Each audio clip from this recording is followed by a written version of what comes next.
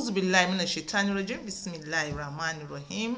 Ẹ káàsán, ẹ kúrọ̀lẹ́, ẹ káalẹ́, whatever wo èmi on point by two ṣàlàáfíà lẹ wà.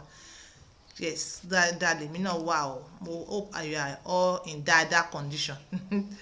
Continue to subscribe and God will continue to bless you. Yes. Welcome to the most beautiful days of the month of Dhul-hijjah. It is recommended pé àwa mùsùlùmí òdodo ká gbààwẹ̀ fún at least 9 days. 9 days of this 12th Islamic calendar. Month tó jẹ́ pé òun ni àwa mùsùlùmí máa ń perform hajj. But due to corona pandemic, ṣe mọ̀ pé àwọn Saudi Arabia wọ́n ti limit ẹ̀ sí maybe national wọn at least fún coronavirus kó fi cease. Hopefully by next year, inshallah, maybe everything will fall in place. So bá ṣe bẹ́ẹ̀ ọ̀pọ̀lọpọ̀ wo bá máa pe àwọn loved ones wa ní Saudi, and according to Saudi officials, on 19th of July, as in English calendar, supposed be the Arafat day.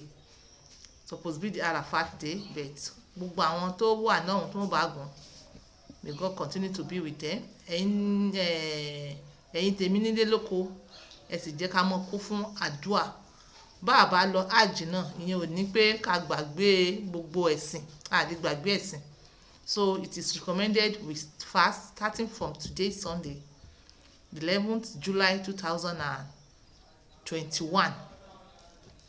So inshallah, according to the Saudi officials, wọ́n sọ wípé 20th July 2021 ó máa jẹ́ Eid al-Adha celebration. A celebrate Eid al-Adha, inshallah. That is ọdún Iléyá. A celebrate moon sighting varies. But since as much as àwọn Saudi ti declare 20th, ṣe dẹ̀ mọ̀ pé as far as Islamic celebration calendar is concerned, Saudi Arabia ló ń determine. May God continue to be with them and all of us all together. Àárẹ̀ mi ṣe ẹ̀mí. Then holiday wà, despite the fact pé àwẹ̀ wà, which is recommendable for all Muslims. Holiday wà. Ọ̀pọ̀lọpọ̀ tó ti travel for a long time, àsìkò tí wọ́n máa dé lélẹ̀. Kò sí excuse o. Òun lọ fẹ́ lọ bá ìyàwó rẹ̀, òun fẹ́ lọ bọ́kọ rẹ̀. Kò sí excuse pé ọkàn mi ò sí ńbẹ̀ o, ara mi ò lé o, kíní mi ò ná o. Kò sí yẹn o. Before kó holiday yẹn tó bẹ̀rẹ̀, we still have like how many days? Pè mí on point by 2.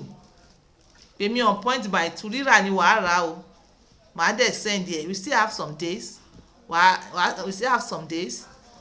At least gbogbo ọgbẹ́ni gbogbo yẹn ó kúrò ńbẹ̀. Black Sea Strength, àdódùn tí mo pè ní àdùnyùngbà is still selling hot. So kó pè mí, owó iléyá, owó ẹran, owó àgbò kò yẹ kó dí owó àgbò sàlẹ̀ lọ́wọ́ o. Torí owó are important. Ìyàwó ẹ̀ ò ní gba excuse, ọkọ gan ò ní gba excuse, please. Ó ti pẹ́ náà. Wọ́n ti endure, it's not easy. Wọ́n ti endure 1 month, 2 months, wọ́n ti endure. Àwọn adé pé ẹ wà mọ́ parọ́ máa wẹ̀ rárá. Lẹ́yìn ìgbà tá a bá sínú tán, kò sí nǹkan tó bá dín bẹ́ẹ̀. Kó ṣe ẹ̀tọ́ rẹ tó ṣe láti jọ ọjọ́ tó ti lọ. Kó ṣe ní fisabilillah. Ní tìfẹ́ ni o, mi sọ pé ti túláàsì o, túláàsì wọn ní ká sí rárá, túláàsì kọ́. Àti bí ó ti wà mẹ́ tó ń wò mí tó yẹ kó ìyàwó rẹ̀ sọ́dẹ̀ bẹ̀rẹ̀ sí ní lọ́ọ̀fù ìyàwó rẹ̀, bẹ̀rẹ̀ sí ní lọ́ọ̀fù ẹ̀, kí gbogbo nǹkan tó ń jẹ́ mọ́ para ìyàwó rẹ̀ tó bẹ̀rẹ̀ sí ní wú ẹ̀ láti ibi tó ti wà yẹn. Kò sí excuse pé mò ń gbààwẹ̀, ìyàwó rẹ̀ ò ní gbọ́ yẹn, ọkọ rẹ̀ ò ní gbọ́ yẹn.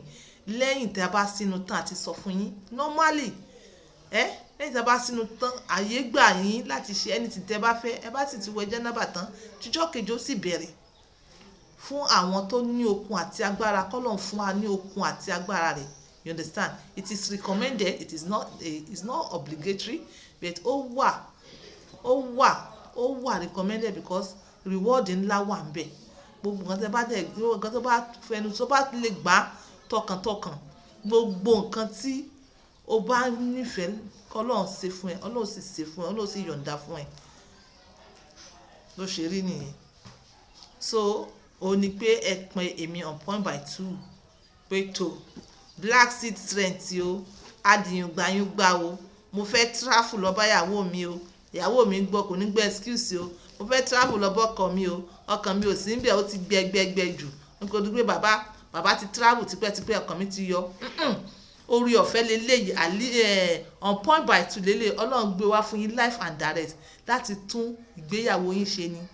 So I leave you on this note pé àwẹ̀ ti bẹ̀rẹ̀ o recommended one ọlọ́run fún yín ní okun àti agbára gbígbàdúrà ni ó dàbọ̀ mọ́